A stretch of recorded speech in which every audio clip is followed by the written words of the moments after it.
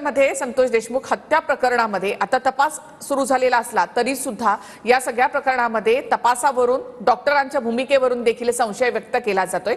तर या सगळ्या संदर्भात आपल्या सोबत आहेत भाजपचे आमदार सुरेश धस। सुरेश धसजी, स्वागत तुमचं TV9 मध्ये।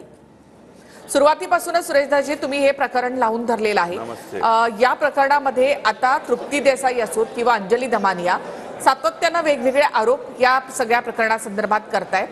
तर तृप्ती देसाई यांचा पहिला आरोप आहे की 26 पोलीस अधिकारी हे वाल्मिकने आपल्या मर्जीतले बीड जिल्ह्यामध्ये आणलेले आहेत। या सगळ्या अधिकाऱ्यांची बदली करा तरच तपास हा निरपेक्ष होईल असं त्यांना वाटतं। तुमचं काय मत यावर? 26 नसतील, 150-200 असतील। 26 फार कमी आकडा सांगितला तृप्तीताईंनी। हे सगळे कर्मचारी पोलीस अधिकारी यांचं बेरीज केले तर ते 200 वर जाईल। 26 कर्मचारी फार कमी आकडा सांगितलाय। मी पण यादी देतो ना उद्याच्याला देणार आहे CM साहेबांना जाऊन। हे बीड जिल्ह्याच्या बाहेर नाही, मराठवाड्याच्या आणि लय लांब ह्यांना सगळ्यांना तिकडे नेऊन टाका असं सांगणार आहे।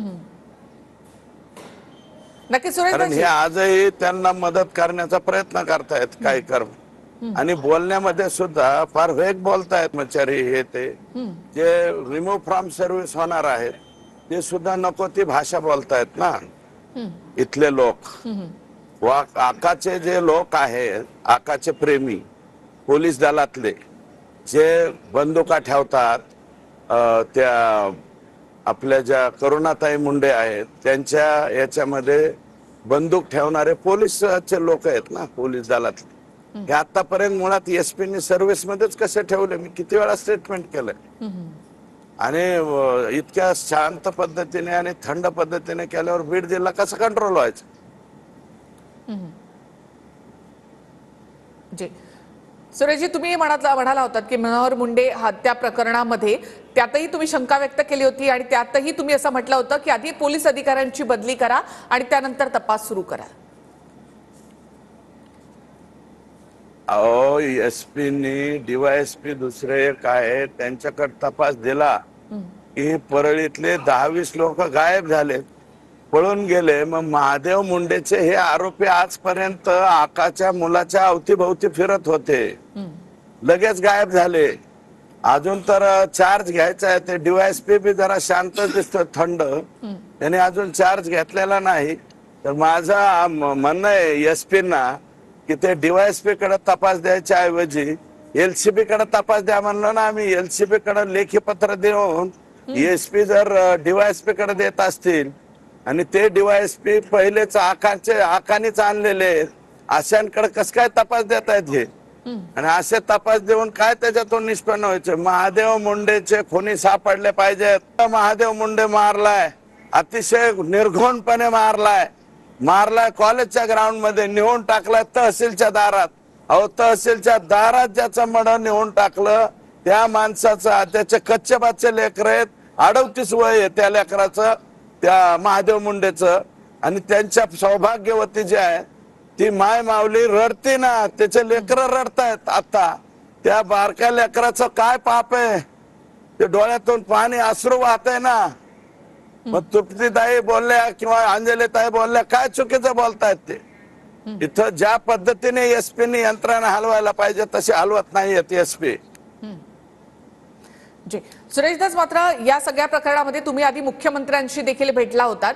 मग तुम्ही म्हणता की माझ्याकडे अशी 150 नावं आहेत, मी उद्या यादी काढणार, उद्या मुख्यमंत्र्यांना देणार। मग ही यादी तुम्ही आधीच मुख्यमंत्र्यांना दिली नाही का? किंवा बीड मध्ये देणार? जी तुम्ही म्हणता त्याप्रमाणे मग तुम्ही मुख्यमंत्र्यांची काय नेमकी चर्चा दिली? आता अहो, चर्चा केलीच नाही ना। यांची काय चर्चा करायची? हे जाणारच आहेत ना, त्यांच्या मौतीने मारणारच आहेत तपासामध्ये। आणि जे नाही मारणार त्यांच्या तक्रारी आता दिल्यात ना, अजून तक्रारी दिल्या नव्हत्या, आता देऊ। हे जे आकाचे माणसं आहेत काय भाषा बोलतायत, याचं वाटोळं करू, त्याला खलास करू। अरे बापाच्या पेंडे आहेत का? आणि हे जे कोण एक देशमुख त्यांनी ते हे ठेवलाय करुणा मुंडेच्या ह्याच्यात बंदूक ठेवली,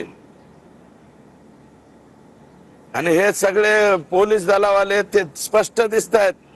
2-3 अधिकाऱ्यांची ज्यांची नावं आम्ही सतत घेतो, ते अशा पद्धतीने जर वागणारे पोलीस असतील तर यांना सस्पेन्शन अगोदर करावं आणि हे सगळे रिमूव्ह फ्रॉम सर्व्हिस झाले पाहिजे. मसुरेजी, तुम्ही यांनी नवीन गुंडांच्या टोळ्या उघड्या कराव्यात, पोलीस दलात राहू नये. अहो, उद्याच्याला मागणीच करणार आहे ना, पत्र बित्र. आणि आतापर्यंत अहो आम्ही हे बाकीच गोळा करायचं आणि ह्याचा तक्रारी करायला वेळ कुठं भेटलाय. आता उद्याच्याला पत्र आता शिकलेले, उद्याच्याला जाऊन साहेब मध्ये दावसला गेले होते. आम्ही बी आमच्या कामातच आहेत. हे जाऊन बघावं लागतंय ना, हे ह्याच्यात गेले का, पहिल्या ह्याच्यात राहिलाय का, 5 दिवस परत ह्याला PCR भेटेल का, ह्या सगळ्या भानगडीत आहेत ना आम्ही. जी.